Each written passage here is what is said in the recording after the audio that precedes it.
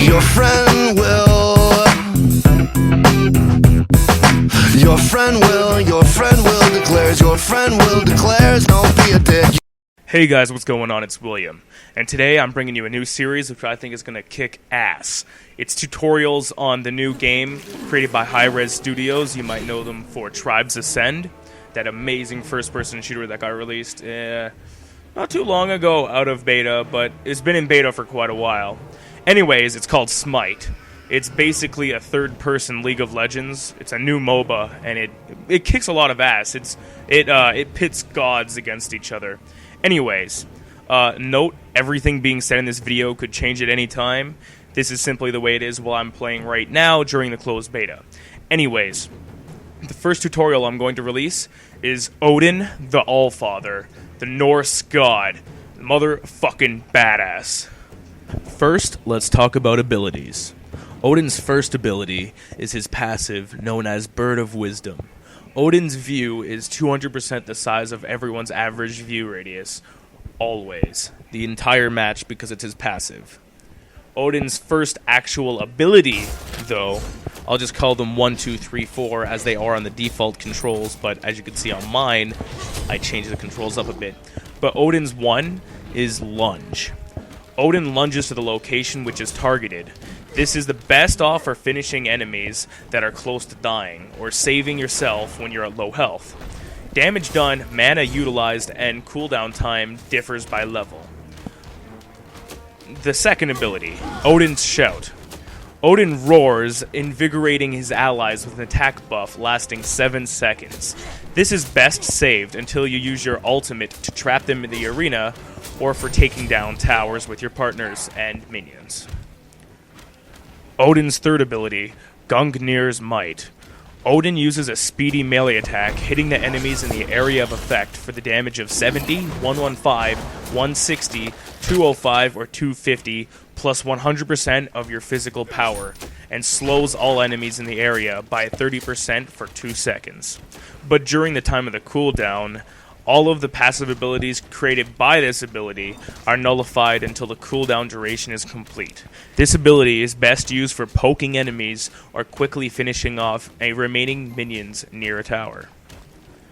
The passive abilities provide 20, 30, 40, 50, 60 protection from physical damage, and 5, 10, 15, 20, or 25 HP per second depending on level. This is how much it costs to utilize this ability with the cooldown. Ring of Spears, Odin's ultimate. Odin summons a wall of spears, blocking all normal movement. During this time in the ring, Odin gains plus 60 protection, a 35, 55, 75, 95, or 115 increase of physical power, and immunity to stun, fear, silent, and root. This ability is best used when you need a damage boost against the enemies you're facing. It can also be used with Lunge. You lock the enemies into the arena and jump out with Lunge and to continue to get away. This is very helpful in team fights when your team is losing. You can lock everyone, because it has a very large area of effect. You can lock a fair bit of the team into that area, jump out, and your team can get away. But watch out, you can also lock your team in there, so it's not always good. It costs 100 mana and has a cooldown of 75 seconds. Now on to the build. Building Odin as a tank is your best bet. That being said, you can build him as attack damage, or AD, as most of Odin's abilities involve increasing damage by a certain percentile. I'll start off with showing you how to build tank, but I will also show you how to build AD in case your team is unintelligent and already has multiple tanks. First, just like with every other character, almost every other character, boots. Buy reinforced boots level 2 and a single health potion. You'll be left with a single amount that most of you should be fairly familiar with. 115. You'll be left with $115.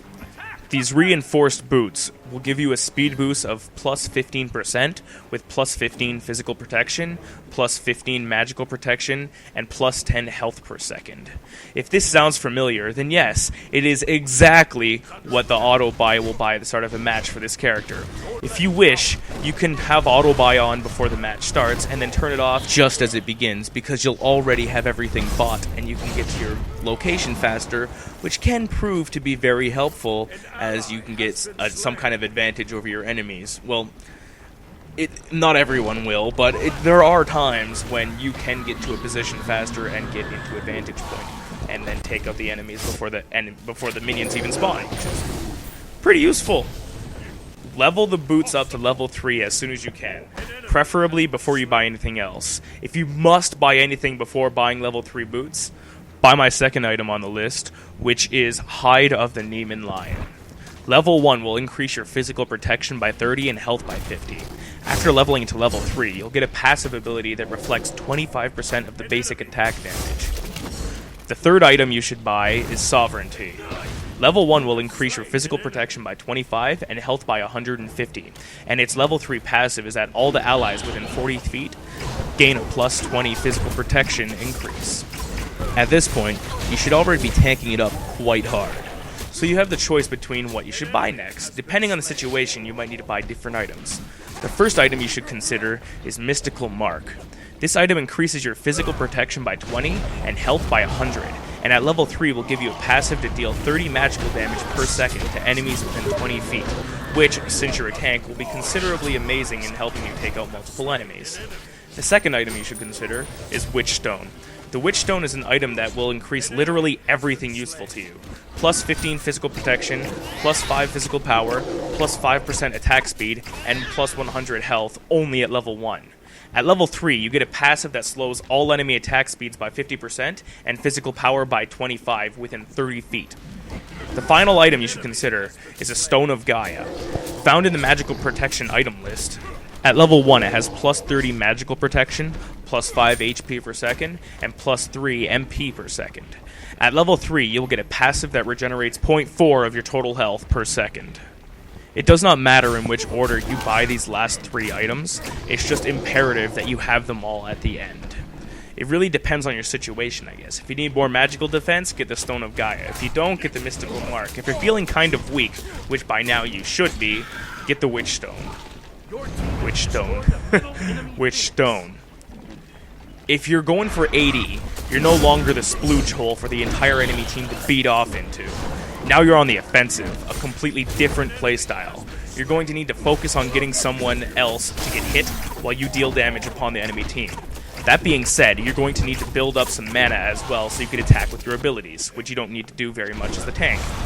The first item you need, same as before, and almost always, boots. Same ones. Even though you might not need to take less damage as you're not really the center of focus for the enemy team, which you could be, but you're generally not going to be because people usually see you as a tank, so they won't try to attack you as much. Anyways, having crowd control is always good. Always good to have crowd control. The second item you'll need to purchase is a Staff of Mana.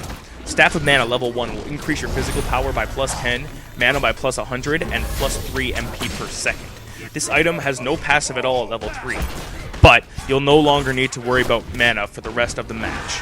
The third item you need to buy is the Executioner. This item increases your physical power by plus 10 and increases your attack speed by plus 5% at level 1. At level 3, this item gets a passive that when you use a basic attack on an enemy, it decreases the target's physical protection by 20 for 5 seconds. And using simple math of 20 times 3, that equals to 60 physical protection reduction on the enemy, which could take off a lot of health. The fourth item is Titan's Bane. Level 1 has plus 10 physical power and plus 5% physical penetration. At level 3, this item gets you plus 30 physical power and a whopping plus 45% physical penetration. The next items you should choose should be armor related if needed. By now you should be fairly squishy, able to die really fast.